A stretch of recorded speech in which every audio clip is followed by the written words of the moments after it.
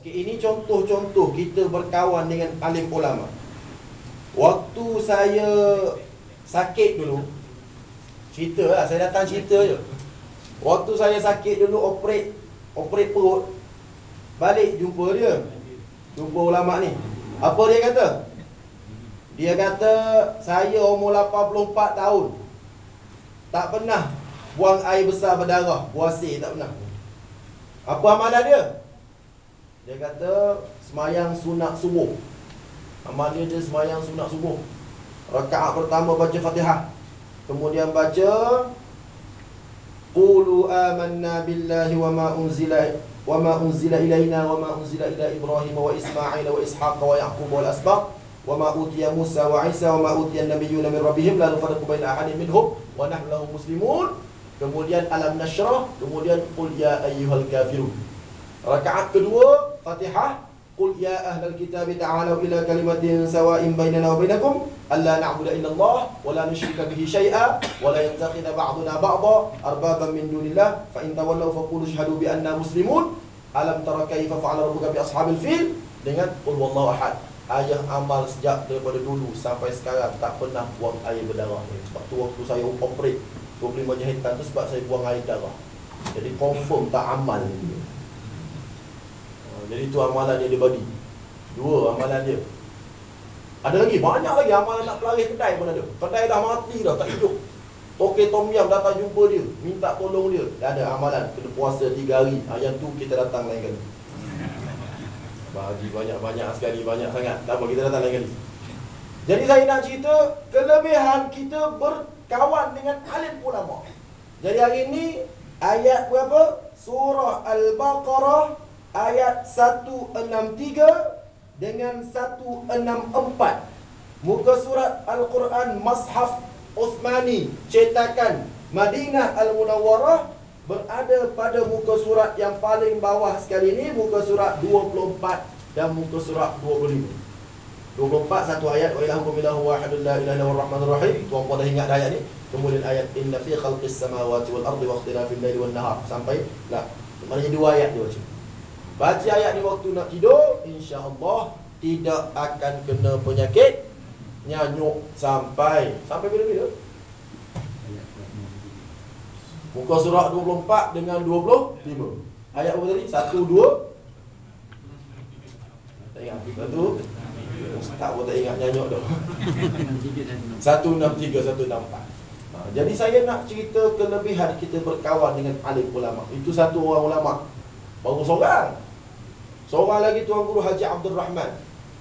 Tuan Guru Haji Abdul Rahman Zakaria yang mengijazahkan kepada saya amalan tahnik. Budak-budak yang baru lahir, kita nak suap kurma, nak baca apa? Dia ijazahkan. Alhamdulillah, seminggu sebelum dia meninggal dunia, 40 hari sebelum dia meninggal dunia, saya sembahyang zuhur. Sudah sembahyang zuhur dia panggil, "Mai sini Rifki. Ayah tak lama dah nak mati." Ayah Haji tak lama dah nak mati. Datang cepat-cepat kat rumah Ayah Haji, supaya Ayah Haji dapat bagi amalan banyak-banyak untuk Allah. Saya waktu tu umur berapa? Waktu tu baru habis universiti. Umur dalam 23, 21, duk sibuk cari bini. Jadi tak berapa nak semangat. Tak apalah Haji ayah. Saya tanya, kenapa ayah kata ayah nak meninggal? Orang alim kan? Apa dia jawab? Tadi malaikat maut datang ziarah ayah. Mana tu ayah? Tadi malaikat maut datang ziarah ayah. Saya kata, macam mana ayah tahu dia tu ziarah ayah? Ayah balik daripada kebun, dia kata, ayah sembahyang sunat duha, ayah mandi nak sembahyang sunat duha. Tiba-tiba mak usu kau, isteri dia lah, isteri muda ni, mak usu, isteri muda dia dengar ketukan pintu, dia pun keluar. Dia kata, dia tengok seorang lelaki cakap, "Ayah Haji ada." Maka mak usu kata, "Tengah mandi." Okey, tak apa. Tapi mak usu kata, bila saya tengok saja orang lelaki tu, saya rasa takut, menggelepar takut. Tak tahu kenapa takut. Bila Ayah Haji keluar daripada rumah tu, daripada bilik, dia tanya mak usu. Mak usu kata, ada orang jumpa ayah, nak jumpa abang. Siapa dia? Tak kenal, tapi saya tengok menggelepar takut. Malaikat maut mari tengok ayahmu ni. Tu 40 hari. Seminggu sebelum meninggal. Dia panggil pula, mari sini cepatlah. Ayah nak mati tak lama dah ni. Saya tak apa cerdik waktu tu, saya dengan Ustaz Burhan pada waktu tu. Saya kata tak apalah Ayah Haji, saya tak sempat nak pergi rumah Ayah Haji. Ayah Haji bagilah nasihat kepada saya. Dia pun kata, ayah nak bagi nasihat kepada Rifki dan juga apa nama seorang lagi kawan saya, jangan tinggal amal ayat 33. 33 tu manzil lah. Orang biasa amal manzil kan? Lebih kurang tu lah, lebih kurang ayat manzil. Jangan lupa amalkan ayat 33. Maknanya kita kawan dengan dia, Allahu Akbar. Lepas tu dia ajak saya pergi ke bilik rumah dia. Saya masuk. Rupanya tuan-puan, dia dah letak papan 4 segi yang kita orang Kelantan kata papan yang jenazah kalau buat liang lahat tengah tu. Buat liang lahat tengah, dia ada papan 4 segi tutup. Kan? Ada papan dalam bilik tu. Ada papan dalam bilik dia kata, Rifki, ayah tidur sini lah setiap malam. Dia tidur sengit gitu. Kalau kita dalam papan. Bid'ah ke tak bid'ah dia kata. Saya kata tidak bid'ah kerana nak ingat mati. Dia kata tidur kejap, rasa macam nak mati, dia pun bangun ambil wudu, sembahyang tahajud. Bila kami kebumikan dia, sesudah seminggu dia meninggal sungguh. Dia meninggal, sudah seminggu lepas tu dia meninggal. Saya kebumikan dia, letak papan tu. Saya pun cakap, relax je, dia tidur lama dah ni. Lama dah dia tidur dalam papan tu kan. Jadi bila dia masuk dalam kubur tu, dia letak papan tu juga. Bagi dia relax je lah, sebab lama dah hidup dalam tu. Inilah dia amalan-amalan tutup guru zaman dulu. Hebat nak dekatkan diri pada Allah. Allah, kita tak cukup tilam spring, campur lagi tilam herba lagi dah. Maknanya kita, Allahu Akbar, jauhnya dengan tutup guru zaman dulu. Jadi bila kita kawan dengan mereka ini, kita akan dapat merasai Allahu Akbar, jauhnya kita dengan Allah Subhanahu Wa Ta'ala. Jadi antara amalan-amalan yang mereka ini amalkan adalah zikir-zikir yang tertentu. Jadi hari ini saya nak ijazahkan 2 zikir. Satu Hizbul Bahri, satu lagi Hizbul Nawawi. Apakah dia zikir Hizbul Bahri? Zikir amalan Hizbul Bahri ini adalah amalan yang disusun oleh seorang ulama nama dia Abul Hasan Asy-Syadzili. Berasal daripada wilayah Syadzila di Morocco, di Maghrib. Dia seorang ahli sufi yang terkenal. Nama dia Abul Hasan Asy-Syadzili. Dia ni tak nampak, mata dia buta, tapi hati dia cerah. Dan kalau tuan-puan tengok senarai anak-anak murid dia, contoh anak-anak murid dia Al-Mursi, anak murid dia Ibnu Athaillah As-Sakandari, yang ada sanad sampai kepada saya ambil sanad tersebut. Ulama-ulama yang ambil sanad tu ulama hebat-hebat saja yang berada di sanad-sanad.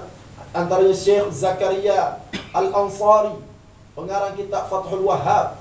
Jadi kita yakin dan percaya bahawasanya ulama ini adalah seorang ulama yang cukup hebat, sampai ada ulama yang menyatakan nama dia bukan Abul Hasan Asy-Syadzili tetapi Abul Hasan Asy-Syadzuli. Kenapa jadi Syadzuli? Sebab syadzun li maksudnya dia ini terlalu unik buatku, kata Allah.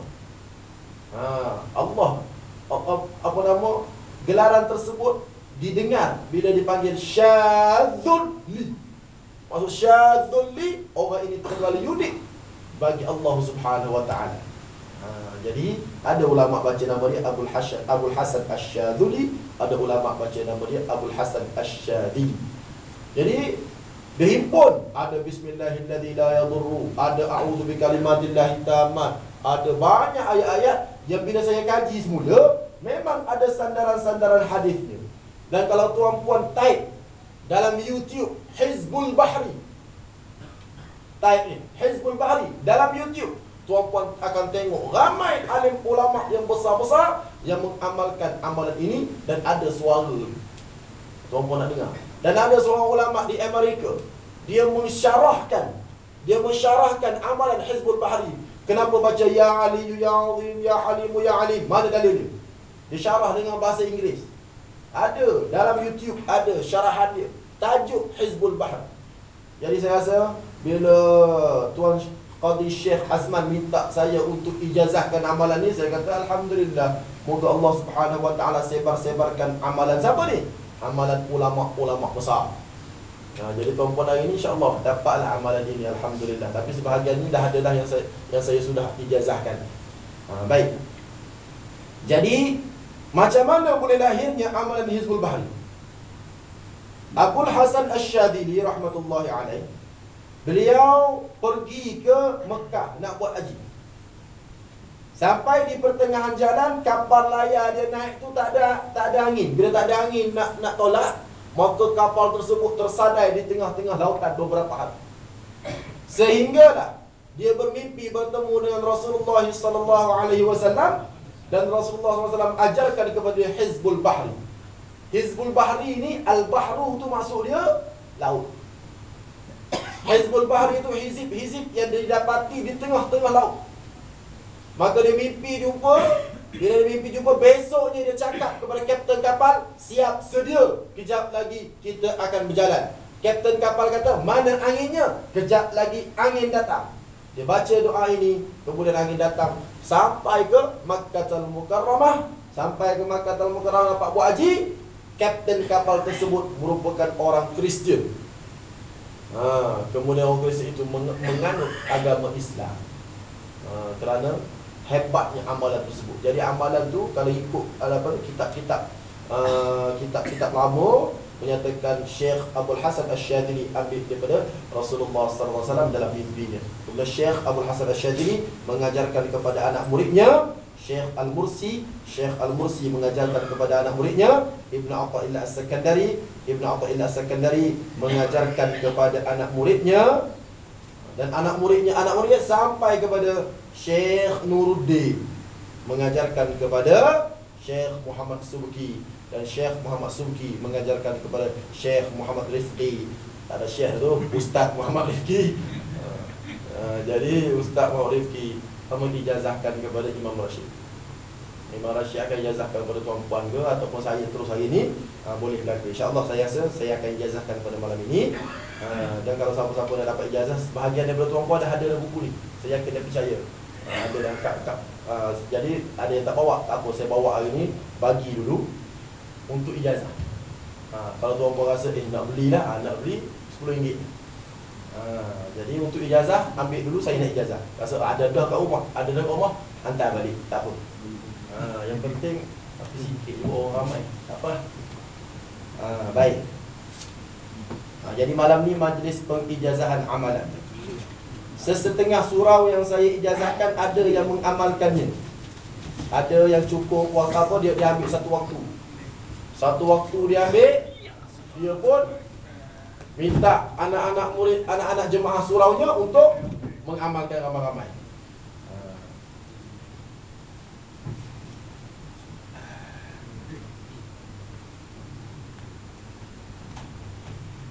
Dan pengalaman saya dengan Hizbul Bahri, pengalaman saya lah.